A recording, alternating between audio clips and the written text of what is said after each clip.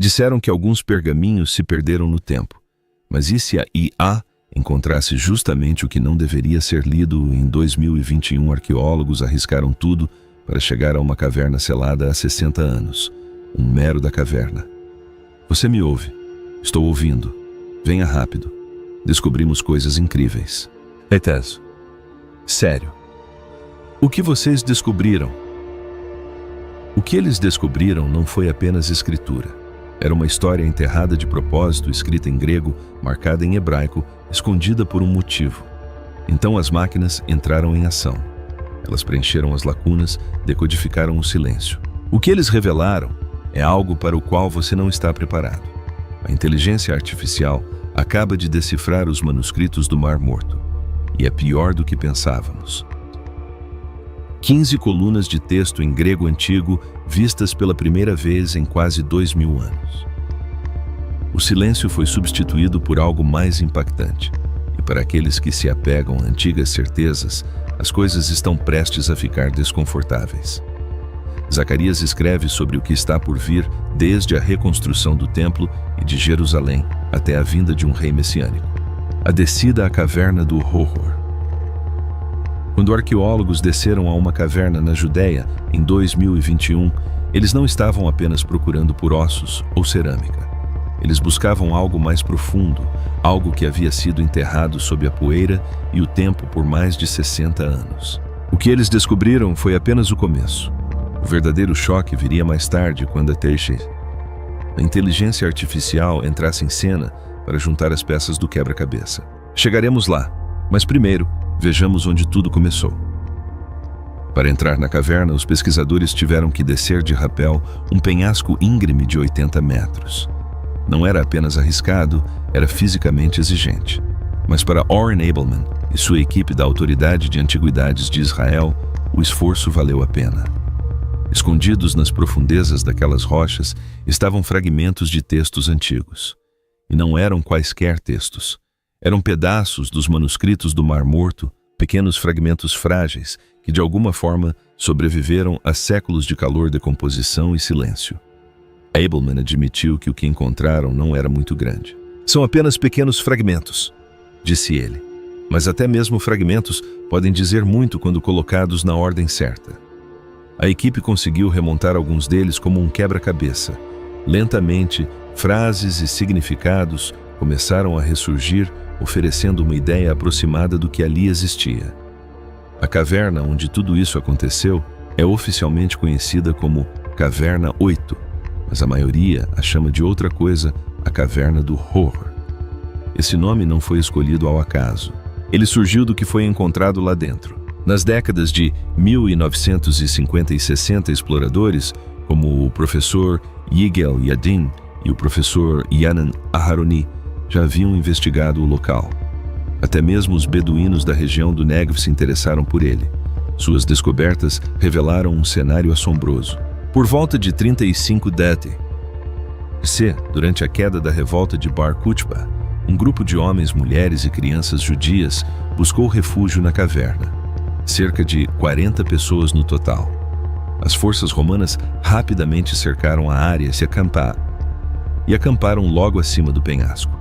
Sem saída, as pessoas dentro da caverna enfrentaram uma escolha impossível. Recusaram-se a desistir. Uma a uma, morreram presas sedentas e esquecidas. Seus esqueletos permaneceram onde caíram. Isso, mais do que qualquer outra coisa, explica por que a caverna ganhou seu nome sombrio. Agora, avancemos para os dias atuais. Esses novos fragmentos foram retirados da mesma caverna. E graças às ferramentas modernas, os estudiosos puderam examiná-los mais de perto do que nunca. Mas não é apenas o olho humano que os estuda. A inteligência artificial entrou em cena, e o que ela está começando a revelar pode mudar tudo o que pensávamos saber sobre esses textos antigos. Deixe-me explicar. Os pergaminhos que sobreviveram, depois de tantos anos encontrar algo novo na Caverna do Horror, parecia improvável. Mas às vezes são as menores coisas escondidas à vista de todos que mudam tudo.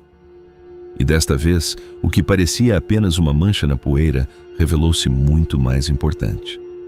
Mais de 60 anos após os professores Yigael Yadin e Yohanan Aharoni explorarem a caverna, pesquisadores retornaram com ferramentas melhores e olhos mais atentos. As condições secas, protegidas e isoladas da caverna fizeram um ótimo trabalho ao preservar tudo o que estava preso lá dentro. Mas mesmo assim, o ambiente não era fácil de trabalhar.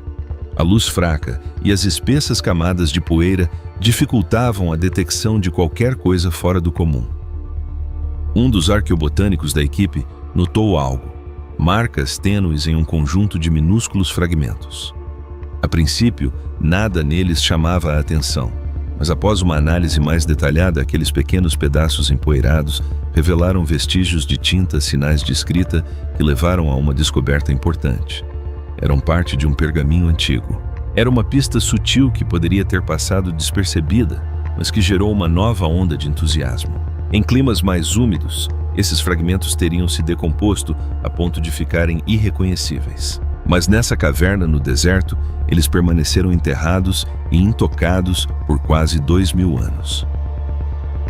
A história dos manuscritos do Mar Morto remonta à década de 1940, época em que os primeiros fragmentos foram descobertos. A maioria desses manuscritos estava ligada a uma comunidade que vivia em Qumran. Muitos estudiosos acreditam que esse grupo era chamado de essênios. Eles eram uma seita judaica com suas próprias crenças e escritos. No entanto, essa visão ainda é debatida. O que tornou os manuscritos do Mar Morto originais uma descoberta tão importante foi o seu conteúdo. Eles não eram simplesmente cópias de textos religiosos conhecidos.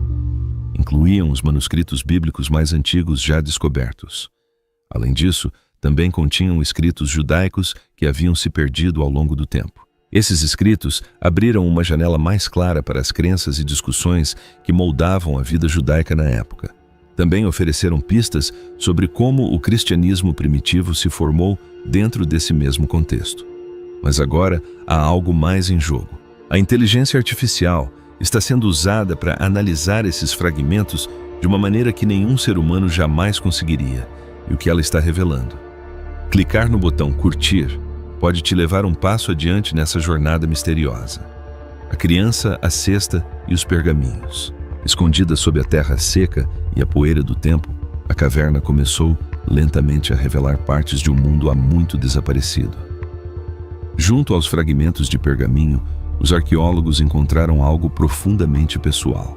Perto da entrada da caverna, logo abaixo de duas pedras planas, descobriram os restos mumificados de uma criança. Estimada em ter entre 6 e 12 anos de idade, o corpo da criança estava cuidadosamente posicionado em posição fetal, com a cabeça e o torso envoltos em tecido. Os pés permaneceram expostos. Em suas mãos havia outro pedaço de tecido. A forma como a criança fora sepultada sugeria que alguém a havia enterrado com cuidado. Testes posteriores confirmaram que os restos mortais tinham aproximadamente 6.000 anos. Essa descoberta foi notável não apenas pela idade, mas também pelo estado de conservação. O ar seco dentro da caverna manteve o corpo intacto e congelado no tempo. Os pesquisadores acreditam que o clima e a técnica de sepultamento desempenharam um papel importante em sua preservação ao longo dos séculos. O pequeno corpo envolto em tecido e repousando logo abaixo da terra parecia uma mensagem de outra era. Mas isso não foi tudo que a equipe encontrou. Mais adentro da caverna, eles se depararam com uma grande cesta trançada. Seu estado de conservação era quase impecável. Tecida firmemente com um formato ideal para armazenamento, a cesta tinha um volume estimado em cerca de 100 litros. Análises posteriores a dataram como sendo do período neolítico. De fato, acabou sendo a cesta mais antiga já encontrada, datando de quase 9.000 anos atrás. Oren Abelman explicou que descobertas como essa proporcionaram aos pesquisadores uma nova perspectiva sobre o desenvolvimento humano primitivo. A cesta data de um período conhecido como Neolítico Pré-Cerâmico B, anterior ao desenvolvimento da cerâmica. Foi uma época em que as comunidades do Oriente Próximo estavam gradualmente abandonando a caça e a coleta, começando a formar aldeias agrícolas primitivas. Esse foi um momento crucial na história da humanidade. As pessoas estavam começando a se estabelecer, cultivar plantações e construir moradias permanentes.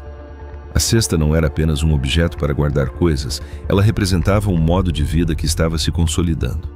A caverna revelou mais do que pergaminhos e ossos antigos. Isso proporcionou aos pesquisadores uma visão rara de como os povos antigos viviam, cuidavam de seus filhos e armazenavam seus alimentos. Cada objeto acrescentava algo novo ao quadro.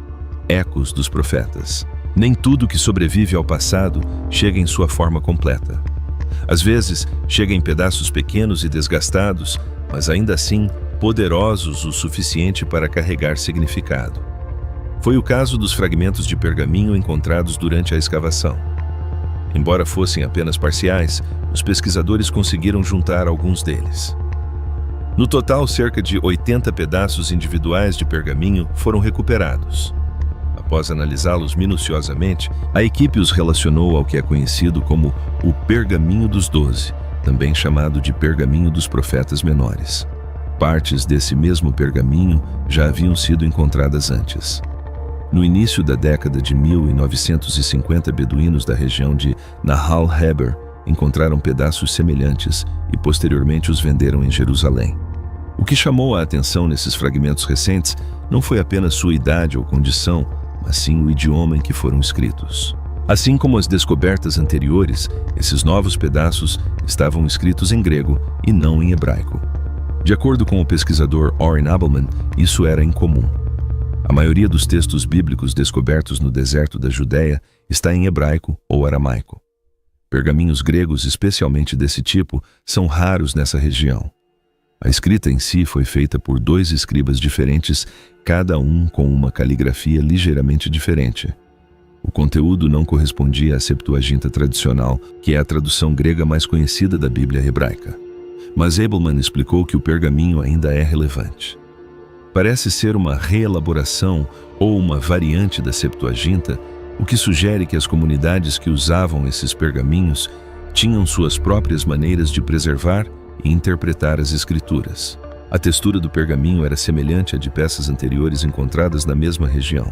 Essa consistência ajudou a confirmar que os fragmentos faziam parte do mesmo pergaminho descoberto décadas atrás. Quanto ao conteúdo, ele provinha dos 12 livros proféticos que aparecem tanto na Bíblia hebraica quanto no Antigo Testamento cristão. Os pesquisadores conseguiram decifrar cerca de 11 linhas de texto a partir dos fragmentos recentemente reunidos. Entre elas, havia trechos do livro de Nahum. Essa seção em particular falava sobre o julgamento e o poder divino, descrevendo um mundo tremendo sob o peso da ira de Deus. Outra parte do pergaminho citava o livro de Zacarias. Essa porção focava em valores morais e na reconstrução da comunidade após o exílio babilônico. O texto exortava as pessoas a serem honestas e justas em seus julgamentos e a evitarem pensamentos nocivos ou falsos juramentos. Embora os fragmentos sejam pequenos, o que eles contêm é incrivelmente valioso. Eles proporcionam uma visão direta de como os textos antigos eram lidos, reescritos e compartilhados. Cada palavra que sobreviveu ajuda os pesquisadores a rastrear como as escrituras sagradas se propagaram através do tempo e das culturas. E nesses pedaços de pergaminho, há muito enterrados e quase esquecidos, encontramos uma conexão com as vozes que um dia os leram e transmitiram linha por linha, rolo por rolo, olhos digitais sobre a tinta ancestral. O que acontece quando se pega algo antigo e se usam ferramentas modernas para trazê-lo de volta à vida? Foi exatamente isso que os pesquisadores tiveram que descobrir ao se depararem com os fragmentos frágeis e quebrados encontrados na caverna do horror. Os fragmentos não impressionavam à primeira vista. A maioria era pequena, algumas mal do tamanho de uma unha. Estavam esmagadas, escurecidas e enfraquecidas por quase 2000 anos de exposição e deterioração. E com tantos fragmentos espalhados e danificados, como sequer começar a dar sentido a tudo isso.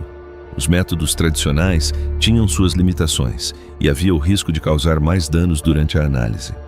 Então, a equipe teve que pensar diferente.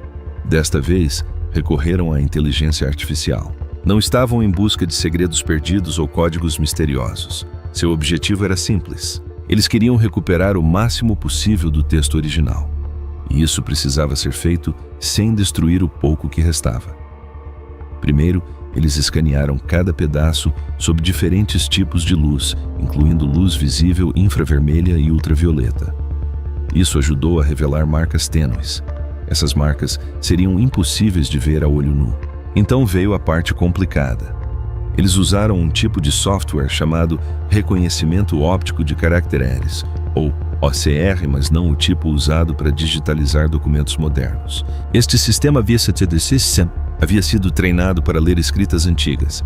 Ele conseguia detectar caracteres gregos desbotados ou caracteres hebraicos antigos que quase haviam desaparecido. Cada letra era lentamente restaurada ao foco, um traço de cada vez, mas a digitalização e a leitura eram apenas o começo. Uma vez digitalizados, os fragmentos eram processados por um sistema de aprendizado profundo. Essa inteligência artificial já havia sido treinada usando grandes coleções de manuscritos, pergaminhos e inscrições antigas. Não se limitava a reconhecer palavras. Começou a reconhecer padrões, estilos de caligrafia, layouts de pergaminhos e até mesmo tipos de tinta que se repetiam em certos fragmentos. Então, o que todos esses dados revelaram? Não profecias, mas pessoas. Aí, A começou a perceber que certos pergaminhos vinham do mesmo lugar. Compartilhavam caligrafia, estilos de costura e texturas de papiros semelhantes, o que indicava oficinas de escribas organizadas, onde os pergaminhos eram cuidadosamente feitos e copiados. Mesmo em comunidades remotas e isoladas, havia estrutura e planejamento. E o que os olhos humanos não percebiam, a inteligência artificial captava. O que a tinta revelava. Por baixo dos textos antigos, os pergaminhos tinham algo mais pessoal a revelar. À medida que as digitalizações e os dados chegavam, algo em comum chamou a atenção dos pesquisadores. A princípio, eram apenas pequenos detalhes. Mas quando a começou a examinar os pergaminhos mais de perto, percebeu algo humano, algo pessoal. Como isso era possível? Será que era realmente enxergar além das letras? A imagem multiespectral e o aprendizado de máquina já haviam se mostrado úteis para restaurar textos desbotados. Mas agora, os paleógrafos estavam vendo algo completamente diferente. Os algoritmos não estavam apenas reconhecendo palavras, eles estavam detectando padrões de movimento. Pequenas inconsistências que indicavam a pessoa por trás da caneta. Você já olhou para a caligrafia de alguém e percebeu que a pessoa estava nervosa? A mesma ideia se aplicava aqui. Cada traço, por menor que fosse, contava uma parte da experiência do escriba. A maneira como uma letra se inclinava para um lado, ou como a tinta se acumulava no meio de uma linha, revelava sinais sutis, pressão, hesitação, ritmo irregular. Era como rastrear a mão de alguém através do tempo. Cada variação marcava a impressão digital única do escriba preservada através de séculos de deterioração. Então surgiu um fragmento que se recusou a passar despercebido. Era um trecho do livro de Nahum. À primeira vista, parecia apressado, até mesmo descuidado, com letras irregulares e tinta escorrendo. Alguns caracteres estavam curvados, enquanto outros se projetavam para a frente. Mas a não interpretou isso como descuido. Em vez disso, detectou microtremores nos traços. Esse nível de detalhe apontava para algo muito mais profundo. A pessoa que escrevia estava doente. Tremia de medo ou de idade. Poderia estar se escondendo, correndo contra o tempo para preservar as escrituras antes que fosse tarde demais. De repente, os pergaminhos se tornaram mais do que textos antigos. Eram momentos congelados na sobrevivência. Não apenas registros religiosos, mas expressões cruas, feitas por mãos que tinham algo a dizer enquanto o mundo ao seu redor desmoronava. Ninguém sabe exatamente quem escreveu aquela linha, mas a pressão dos dedos, o tremor no pulso, tudo ainda está lá. E por meio da tecnologia, finalmente pudemos ver, traçando os pergaminhos. Quando tudo parecia indicar que os fragmentos já haviam revelado tudo o que podiam, uma nova camada de compreensão começou a surgir, conectando pontos geográficos, linguísticos e temporais. Como mencionado anteriormente, os pesquisadores acreditavam que um único grupo, possivelmente os essênios, era responsável pelos pergaminhos. Mas essa teoria começou a ruir com a entrada da inteligência artificial, com acesso a ferramentas poderosas capazes de detectar as menores diferenças em tinta, composição química, pergaminho, textura e padrões de caligrafia. Um quadro maior e mais complexo começou a se formar. Os pergaminhos foram escritos não apenas em hebraico bíblico e aramaico, mas também em grego e paleo-hebraico. Este último termo é geralmente reservado para nomes sagrados. Isso não era incomum por si só, mas quando esses fragmentos começaram a aparecer muito além de Qumran em cavernas como Wadi Morabat e a Caverna do Horror, surgiram sérias questões. Por que estavam tão dispersos? Estariam todos ligados a uma única comunidade? Foi então que a análise baseada em EA começou a romper com antigas suposições. À medida que as máquinas mapeavam variações linguísticas sutis e as comparavam a estilos de escrita regionais conhecidos, algo inesperado emergiu. A consistência na forma como esses pergaminhos foram preparados e copiados, apesar de sua ampla dispersão geográfica, sugeria um sistema mais organizado do que qualquer um havia imaginado. Certos fragmentos mostravam até mesmo correções deliberadas, linhas retocadas com tinta e costuras que pareciam apressadas, como se alguém tivesse tentado salvar o pouco que restava durante uma crise. Quem estava fazendo tudo isso? E por que com tanta pressa? O que começou como obra de uma seita isolada, agora parecia ser o esforço de múltiplos grupos, talvez comunidades espalhadas por Jerusalém e pela Galileia. De fato, algumas das variantes textuais encontradas nos fragmentos mais recentes da Caverna do Horror sequer existiam na coleção de Qumran. Elas correspondiam a leituras de outros círculos judaicos mais próximos da cidade durante o período da ocupação romana. Seria isso resultado de medo, sobrevivência ou uma tentativa desesperada de manter o conhecimento vivo? Muitos estudiosos agora acreditam que isso foi um esforço coordenado para proteger textos sagrados da perda irreparável. Eles acreditam que esse esforço de conservação ocorreu durante o caos que se seguiu à destruição do Segundo Templo. Com a queda das cidades e o declínio da esperança, os pergaminhos foram passados de mão em mão. Alguns foram carregados através do deserto, escondidos em cavernas ou até mesmo enterrados ao lado dos mortos. Imagine como deve ter sido essa jornada. Escribas arriscando tudo, corredores infiltrando-se nas linhas inimigas, guardiões selando pacotes de escrituras sob a pedra. Hoje a inteligência artificial e a arqueologia finalmente estão alcançando a coragem e a precisão por trás desses atos. Ao rastrear peculiaridades da caligrafia, composição da tinta e técnicas de pergaminho, as máquinas confirmaram o que os olhos humanos sozinhos não conseguiam. Isso não foi aleatório. Foi preservação com propósito. Uma rede esquecida manteve os pergaminhos vivos, e agora, séculos depois, o código dessa rede está sendo decifrado pouco a pouco, as linhas perdidas dos pergaminhos. À medida que os pesquisadores avançavam com imagens de IA, e modelagem linguística avançada, os fragmentos antigos começaram a mostrar algo inesperado. Eles não estavam apenas traduzindo textos antigos, estavam revelando decisões tomadas há milhares de anos. Os pedaços danificados, cheios de rachaduras e bordas desgastadas, não eram aleatórios. Alguns padrões se repetiam.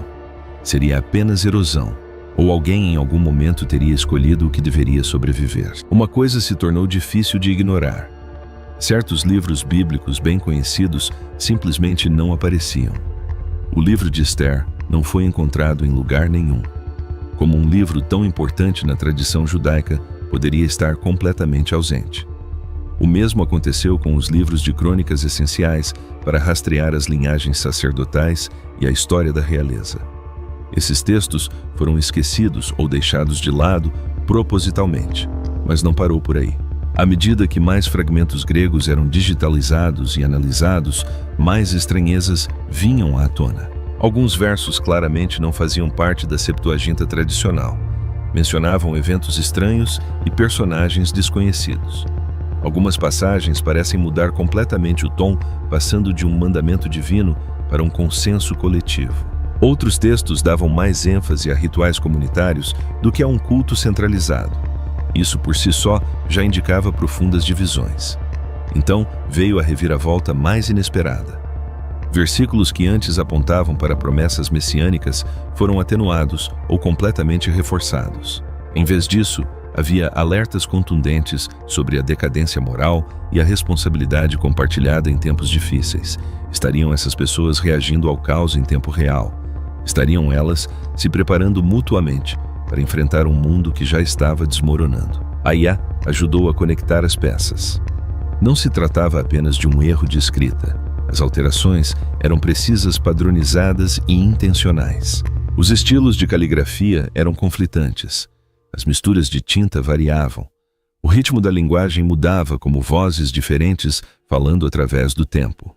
O que começou a emergir foi uma colcha de retalhos de crenças, um pergaminho aqui, um verso ali, todos moldados por grupos rivais. Alguns grupos buscavam um salvador, outros se concentravam na sobrevivência. Alguns queriam o passado restaurado, outros pareciam prontos para reescrevê-lo. Em vez de um movimento atuando em segredo, parecia mais uma rede de pessoas espalhadas pelo deserto, cada uma carregando fragmentos de sua própria versão da verdade. Alguns procuraram preservar a tradição, outros a redefiniram impulsivamente. Os pergaminhos deixaram de ser apenas instruções religiosas e passaram a ser um instrumento de adaptação urgente.